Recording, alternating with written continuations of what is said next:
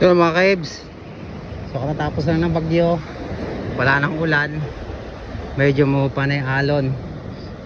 Ayan o, pero medyo mataas pa rin yung alon. So titignan natin kung may isdang mahuhuli ngayon. So kasi sa inyo, kamusta? Nakapag fishing na ba kayo?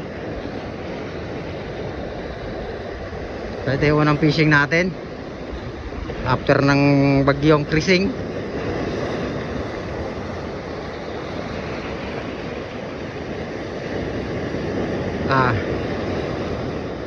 Mukhang tagilid tayo ngayon lakas ng alon, ang taas pala ng alon, nalulunod yung lure natin.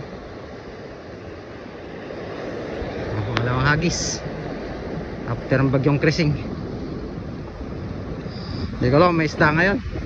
Dito ko nakakuha ng lapu-lapo 3/4, dalawang lapu-lapo, mabot ng 3/4 ang kilo. 145 din yung binabentahan ko nun. Mukhang wala pa, grabe yung alon.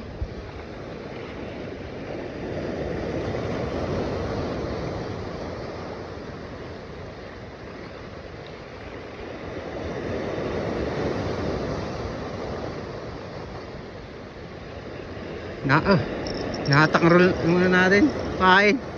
Mukhang wala pang isda ngayon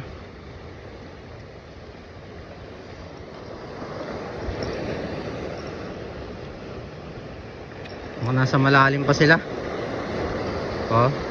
Ayan na. Boom!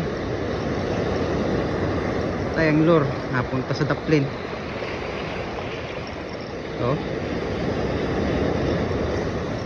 Wala pang isda ngayon.